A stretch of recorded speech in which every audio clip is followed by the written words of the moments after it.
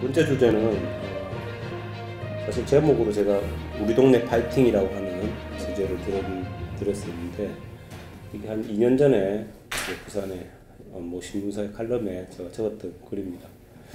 그래서 이거는 뭐 국토 균형 발전도 조금 언급이 되지만, 더 관심사는 이제 우리 부산 내부의 어떤 불균형 발전에 대해서 또 문제제기 부분도 좀 있다는 말씀을 드립니다. 그래서 일단 제목은 균형 발전을 위한 올바른 방향에 대해서 한번 한 30분만 짧게 하고 질문을 좀 받는 시간 가지겠습니다.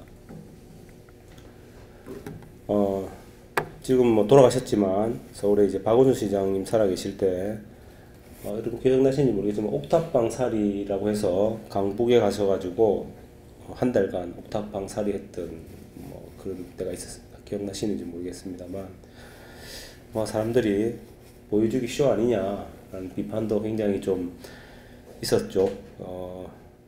근데 저는 뭐 정말 그만큼 이 지역 내부, 서울도 보면 강남과 강북, 그죠? 이런 지역 간 불균형이 굉장히 심각하다라고 사실은 좀 생각이 들었던 뭐 그런 사건이었습니다. 이 불균형 발전은 사실은 우리나라 한국 사회에 가장 아주 오래된 사회적 화두입니다. 사회적 논쟁이고, 그래서 이런 좀 기울어진 운동장이다 이런 이야기가 많이 있죠. 경기를 공정하게 해야 되는데도 불구하고 이미 운동장이 기울어져 있는 상황에서 뭐 어떻게 할 수 있느냐. 그래서 이 좀 사회가 좀 불균형 발전이 돼 있다라고 하는 거는 뭐 모든 사람들이 동의하는 측면도 동의합니다. 좀 그렇게 현실적으로 나타나기 때문에 그래서 옥탑방, 특히 이제 박원순 시장 시절에 옥탑방 살이 자체가 우리 사회에 얼마나 이 부분이 좀 심각하고 이것들을 좀 바로잡는 해법이 필요하지 않느냐라는 것을 좀 보여줬던 그런 사건이라고 생각합니다. 자, 그런데 이 불균형 발전이 있다라는 것을 없다라고 부정하는 사람은 별로 없지만, 불균형 발전은 좋은 거다라고 주장하는 사람이 있어 왔다라는 거고, 거기에 기반해서 도시가 계속 그렇게 불균형 성장을 해온 것도 부인할 수 없습니다. 그래서 이게 이제 이론적으로 좀 찾아볼 필요가 있습니다. 자, 이 내용 이론은 뭐냐면, 좀 특정 지역 발전이 먼저 되면 다른 사람들을 다른 좀 떨어진 지역을 이렇게 견인해 줄 것이다 라고 하는 것이 불균형 성장의 핵심입니다. 우리 그저 가정상에도 보면 큰형님 잘 되면 동생들 다 이끌어 줄 거다. 근데 지나고 보니까 다 배신인데, 그죠? 집안마다 분란이 그서부터 생긴 겁니다. 그죠? 어떻게 생각하면. 자, 우스갯소리입니다만. 자, 이 페로라고 하는 사람의 성장극 이론, 그로스 폴 티어리라고 하는 것이 사실은 이런 지역 경제 분야에 계속 있어 왔습니다. 그래서 이 페로의 성장극 이론에 따르면 어떤 성장의 중심점, 시발점으로부터 성장 선도 기업하는 산업 집단을 이야기하는데, 이게 이제 추진력으로 쭉 되면 연간 부분 성장이 촉진돼서 다른 부분까지 파급돼서 경제 성장이 이루어진다. 그래서 어떤 지역을 선점해서 개발 투자를 하고 하자. 뭐 사실 이 이론이 지금은 좀 많이 비판을 받지만 여전히 살아 있습니다. 우리가 선택과 집중이라고 하는 뭐 그런 말도 많이 하고, 그죠? 뭐 그런 얘기가 여전히 우리 속에 남아 있는데, 사실 우리나라에 또 이 부분이 중점적이에요. 70년대 중점 성장 지역의 가실이 주변 지역으로 퍼진다고 하는 성장 거점 전략. 저게 낙수 효과 같은 겁니다. 물이 넘치면 옆으로 퍼지겠죠. 그런 이론을 가지고 트리클 다운 이펙트라고도 하고 트리클링 이펙트라고도 합니다. 물이 흘러내려서 바닥을 적시면서 이렇게 성장이 될 거다. 다른 지역은 좀 참아라. 서울, 부산, 대구 이런 데만 집중 투자하면 주변 지역으로 퍼져나갈 거다 라고 하는 이론에 굉장히 그래서 우리나라도 이걸 그대로 받아들입니다. 사실은 우리나라의 경제성장 이론을 보면 국토개발 계획도 마찬가지였습니다. 불균형 성장 이론에 따라서 어떤 중점적 경쟁력 산업을 발전시켜서 더 파급 효과를 가져온다. 그래서 우리나라가 뭐 제철 산업도 가고 뭐 그죠? 어떤 거 집중적으로 하게 되고, 물론 뭐 성공한 것도 있고 그렇게 하겠지만, 우리 국토종합계획 측면에서 볼 때 개발 계획에 따르면 성장 거점 전략이라고 해서 어떤 성장 잠재력이 높은 도시를 중심으로 집중 투자해서 그 주변적으로 흘러가게 될 것이다. 이것이 지역개발 전략이다. 정말로 우리나라의 국토종합계획은 성장 중심에 어디에다가 집중 개발했냐? 수도권에 했습니다. 수도권. 예? 전국에 예를 들어서 전국의 거점별로 이렇게 집중해줬으면 더 좋았는데 점점점 갈수록 어떻게 했냐? 수도권 중심 전략으로 갑니다. 그래서 지금 여러분 수도권과 비수도권으로 지금 우리 지방이 다 죽는다라는 거는 제 생각에는 정책의 결과입니다. 정책의 결과. 정책이 그렇게 했습니다. 사실은 그렇게 안 하려고 하다가 어쩔 수 없이 이렇게 된 게 아니고 의도적 어떤 전략으로 저렇게 간 거죠. 자, 이거는 서울대학교 이현 교수님의 논리 잘 정리를 하셨는데 사실 우리 도시계획에서 이렇게 이야기하는 부분입니다. 예를 들면 부산 같은 경우 대표적으로 저렇습니다. 인구 전출이 많죠. 외곽으로 빠지고 청년 인구 유출 1위입니다. 저희 대도시 강력권에서 부산이. 이유는 뭐 고부가치 산업이 없어서 그렇습니다. 대학 나와서 부산에 취직할 만한 곳이 거의 없다라고 하는 거. 그리고 저출산. 사실 저기다가 하나 더 내야 됩니다. 부산은 사실은 자살률 1위 도시죠. 지금 지역 안전 지수에 따르면 특히 뭐 여기 있는 동구, 제가 그쪽 연구를 했는데 자살률 1위 도시입니다. 우울하죠. 인구 감소되는 건 당연히 인구가 감소됩니다. 인구 유입은커녕 자연 감소도 많고 인구가 감소되는데 그럼 도심이 이렇게 저밀도가 되겠죠. 그럼 이제 빈집을 철거하고 빈집이 막 나오는데 그런데 바깥으로 우리는 저 옆에 보시면 교외화를 계속하는 거죠. 교외화. 예를 들면 공장을 넣고 바깥에다 외곽 도시를 넣는 교외화 개발을 계속합니다. 외연적 확장을 하면서 도시는 저밀도가 되어간다. 최악의 경우라고 볼 수 있습니다. 예를 들면 외연 확산은 그나마 봐줄 수 있는 건 도심이 너무 인구 폭발이 돼가지고 막 나가야 되겠다. 이거 도저히 뭐 너무 집값도 비싸고 이게 뭐 사람 뭐 너무 뭐 교통도 많이 몰리고 뭐 그래서 우리 바깥에 외곽에 지어야 되겠다라고 해서 외연적 확산이 있었습니다. 외국에는 특히 미국 같은 데는.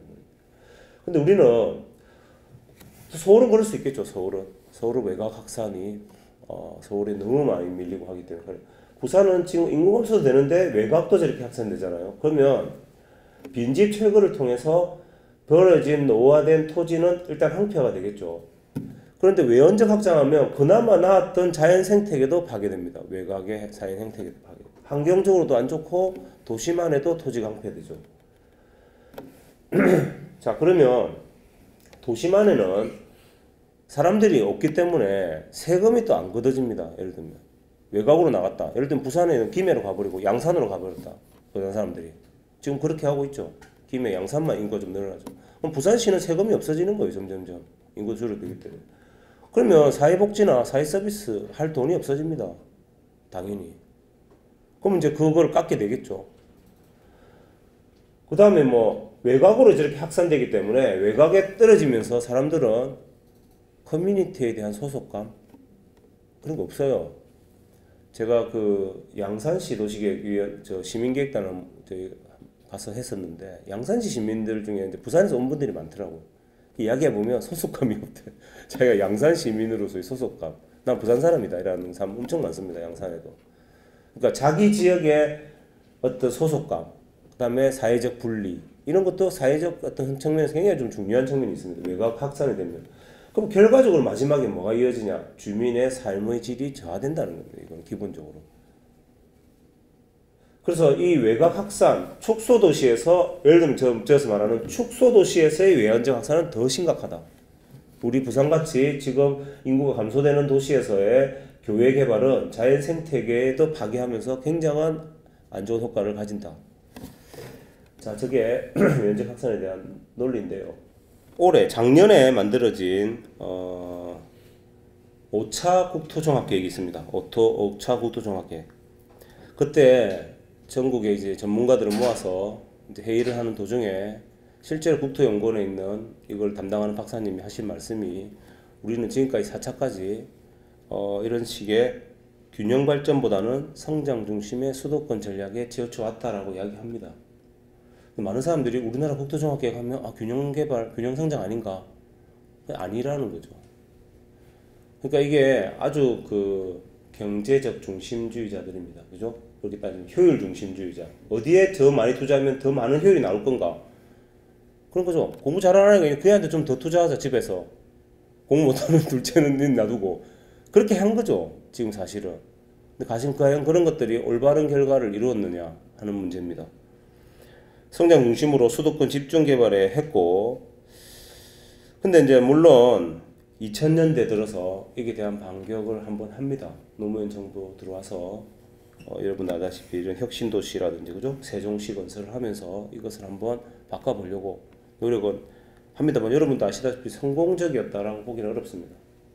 그러니까 대세를 바꾸지 못한 거죠. 대세 바꾸지 못했고 물론 효과가 없었느냐? 효과 있었습니다. 제가 앞에서 1차 시회 때 말했던 듯이 부산에 그렇게 특허율이 없는데 최근에 좀 좋아지는 게 바로 그 혁신도시 부산에 온 혁신도시들이 몇 개가 있어가 올라가고 있는 건 분명합니다. 그거 발표하는 걸 제가 자료도 봤는데 그것마저 없었다면 어쩔 뻔했냐 라는 말이 나올 정도로 효과가 있었던 건데 어쨌든 이런 노력이 있었지만 현재 우리나라는 국토 균형 발전 불균형 발전으로 인해서 지역 간 갈등을 넘어서 전국의 시군구가 몇 퍼센트 이상 사라질 것 같습니다. 지금 40% 이상 사라진다. 현재대로 가면 이런 이야기가 나옵니다. 연구 결과는 그냥 하는 소리가 아니고 지방 소멸이라 하는 거죠. 지방 소멸. 지방 세퇴랄까 하다가 지방 소멸을 이야기를 하기 시작합니다. 그래서 이런 것들이 이제 참여정부 때 그나마 균형 발전을 하려고 했던 시도고 이것마저 없었다면 국토는 정말 어떻게 됐을까 하는 정도. 그래서 왜 지금 제2혁신도시를 과감하게 하지 않느냐 하는 그런 이야기도 좀 나옵니다만 근데 저는 개인적으로는 그런 좀 자생주의자 같습니다. 제 생각. 지역 스스로 변화시키고 발전해서 올라가줘야 되는데 외부 효율로 하는 건 좀 부정적이지만 또 이것도 하면 안 된다는 건 아니죠. 저는 해야 된다고 생각합니다. 그래서 뭐 그렇지만 이제 아까도 말씀드렸다시피 중앙정부 노력에도 불구하고 현재 우리나라는 40% 이상이 사라질 것이라고 하는 지방 소멸의 위기에 봉착해 있습니다. 자, 근데 조금 더 관심을 기울여야 될 것이 도시 내 불균형도 굉장히 강화되고 있다. 도시의 양적 외연적 성장과 경제적 효율 위주의 개발을 하다 보니까 도시 내 불균형이 강화되고 있는데 서울은 뭐 예를 들어 아다시피 그죠? 강남 강북의 격차가 벌어집니다. 그런데 이제 이것도 사실은 강남이 개발되던 1970년대, 80년대 집중 강남에 투자해준 결과입니다. 강북의 자산을 가져가서 강남에 투자했다고 합니다. 그럼 강남이 지금 너무 잘 살면 강북에 다시 투자해줘야 되는 게 원리죠, 그죠? 서울 입장에서 볼 때. 근데 강남에서 거부한다 그러죠. 강남구청장들이. 그들이 또 입장이겠죠. 강남구 구민들의 입장. 그렇지만 이제 그래서 예전에 한 20년 전인가 어디 TV에서 강남 강북 벌어질 때였는데 각 구청장님들 나오시가 TV 토론하는 거 봤는데 그 강북 구청장님이 그런 이야기 하시더라고요. 와, 지금까지 성장할 동안 우리가 많이 도와줬지 않았냐. 강남이 그때는 그때고 우리는 지미도는 우리 강남 구민을 위해 써야 된다. 이제 이런 이야기를 하시던데 전반적으로 볼 때는 서로 이렇게 도와주는 게 맞다고 봅니다. 지금 아마 그렇게 하고 있다고 들었습니다. 강남에서 거둬지는 세수익을 강북에다가 투자해주는. 부산도 마찬가지죠. 부산에 해운대에 집중 투자했습니다. 부산에. 그래서 지금 부산이 해운대가 뭐 부산이 아닐 정도로 이렇게 발전돼 있는 거죠. 해운대에 집중 투자해서. 그래서 저쪽으로 갔는데 저는 요게 쉽지 않았습니다만 최근에 이슈 되는 게 뭐죠? 우리 그저께 우리 초이스 교수님 발표하시는 거 봤는데 메가 리전 똑같습니다. 메가시티도 여러분 부산, 울산, 경남 부산과 경남을 한번 생각해 보십시오. 부산, 경남이 하나죠. 옛날부터. 근데 모든 자원이 다 부산에 투자됐지 않습니까? 지금까지. 경남 소외됐고 그래서 지금은 다시 또 부산에 경남에 또 투자도 하고 이런 시대가 통해서 메가시티, 메가리전을 가야 되는 거하고 비슷한 이야기가 아닐까. 그래서 부산은 마찬가지로 해운대구가 발전했지만 외곽도 예를 들면 자원이 축적 투자됐지만 안 된 지역은 어찌 됩니까? 낙후가 되고 난개발이 되고 지금 지역 세퇴가 진행됐고 여러분 뭐 말은 제가 다 못 드리겠습니다. 이 원도시는 마찬가지고 부산의 뭐 도심 안에서도 굉장히 낙후된 지역이 생각보다 굉장히 많지 않습니까? 그죠? 그런 지역을 어떻게 할 건가? 이 원도심의 이 세태라고 하는 아까 말했던 축소도시에 의해서 빈집 비율이 지금 2%를 초과하고 있고 굉장한 많은 빈집들이 지금 사용 불가능으로 동구, 이쪽에 있는 동구, 서구, 영도구, 중구 등 빈집들이 굉장히 늘어나고 있고, 그죠? 저게 이제 자살률이 1위로 나옵니다. 지역 안전지수에 따르면 전국에. 그래서 얼마 전에도 본 이야기가 있는데 돌아가신 지 한참 후에나 알게 됐다. 사람들이 이제 찾아보지도 않는 거죠. 저기 보시면 동구는 범죄, 감염병, 자살 분야에서 전국 최고고요. 중구는 범죄, 화재, 자살. 영도구 자살. 이게 자살이 계속 나와요. 자살. 자살, 감염병. 서구는 감염병입니다. 사실은 이게 부산에 사는 사람으로서 아니면 부산에서 저도 도시계획을 전공하고 가르치는 사람으로서 이렇게 자살 지수가 높은 거는 정말 좀 뼈아픕니다. 자살이 없는 도시여야 되는 거 당연한 건데, 그죠? 뭔가 좀 즐겁지 않다, 기쁘지 않다, 사는 것이, 그죠? 그럼 돈이 예산이 없다. 예산이 없으면 갖고 와서 써야죠, 그죠? 예를 들면 해운대에 들어간 예산이 있으면 좀 갖고 써야 되고 서로 이렇게 나눠줘야 됩니다. 나누고 서로가 서로를 보면서 도시가 발전을 해내야 되는 거죠. 그래서 불균형에 대한 해법인데 제가 뭐 여러 가지가 있겠지만 이번에 제가 말씀드린 하나만 좀 말씀드리고 싶은 건 이 생활권 개념에 좀 주목하자라는 겁니다. 도시 생활권 계획. 최근에 이제 부산시가 이걸 시범 생활권 계획을 했습니다. 그 생활권이라는 게 뭐냐면 도시 기본 계획만 따지면 너무 크잖아요, 범위가. 근데 도시는 사실은 생활권적으로 움직입니다. 그죠? 생활권이라는 개념은 이제 내가 사는 동네라는 입장에서 일상적 기능이 충분히 제공되어 가지고 생활하는데 부족함이 없는 지역으로 변모하는 것이 사실은 바람직한 균형 발전으로 가는 첫걸음이라는 게 도시 생활권 개념으로 보시면 됩니다.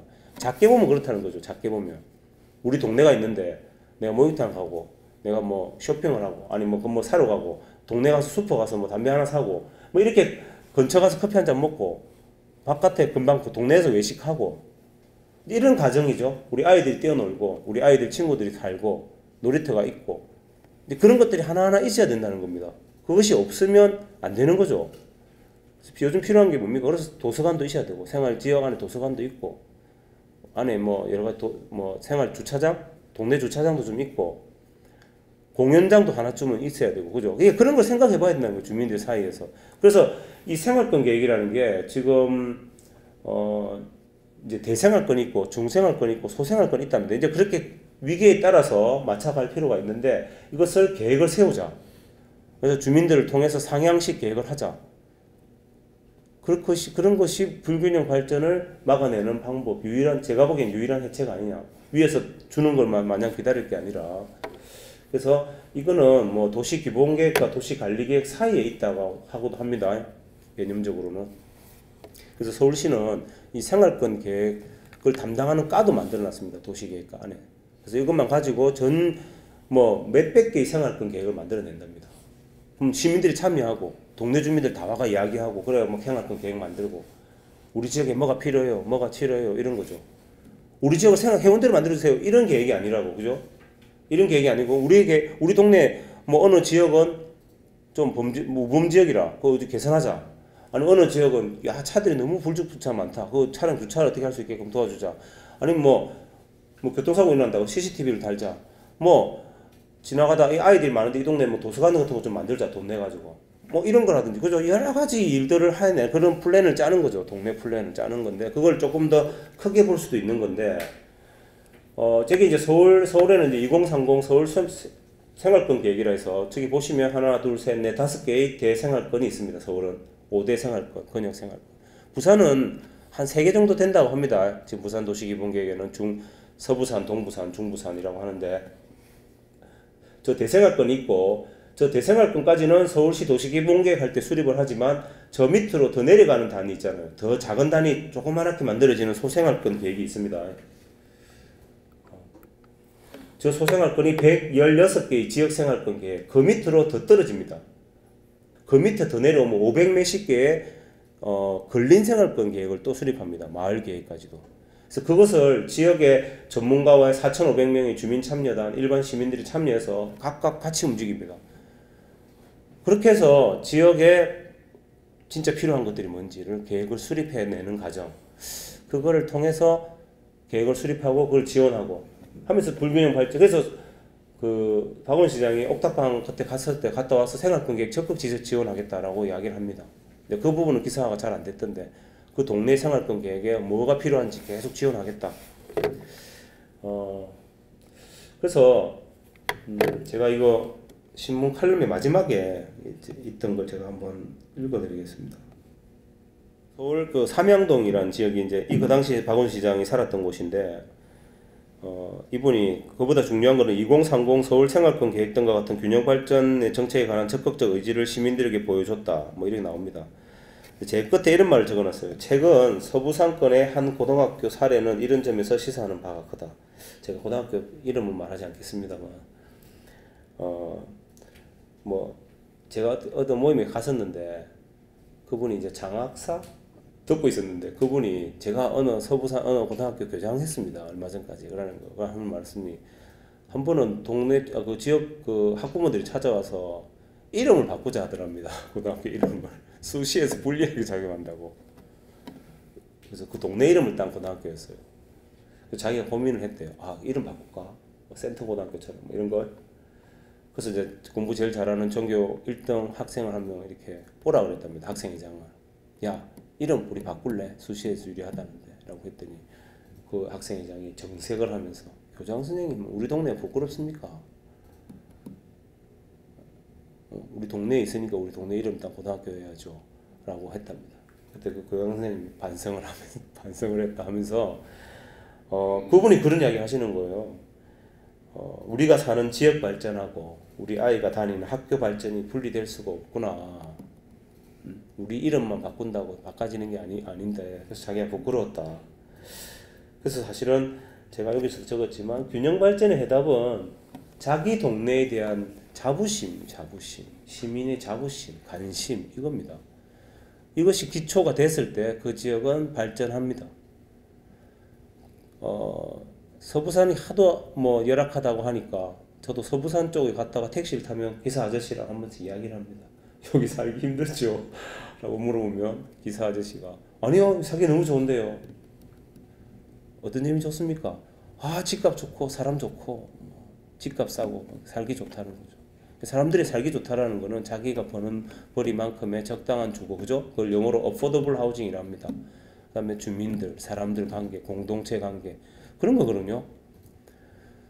제가 그 저번 주에 낸 칼럼에, 이번 주에 나온 칼럼이었는데, 제가 그 저번 중에 콜로라도 스프링스라고 하는 미국에서 제일 살기 좋은 도시 1위를 꼽히는 도시가 우리 도시로 이주해야 될 10가지 이유를 제시한 적이 있거든요.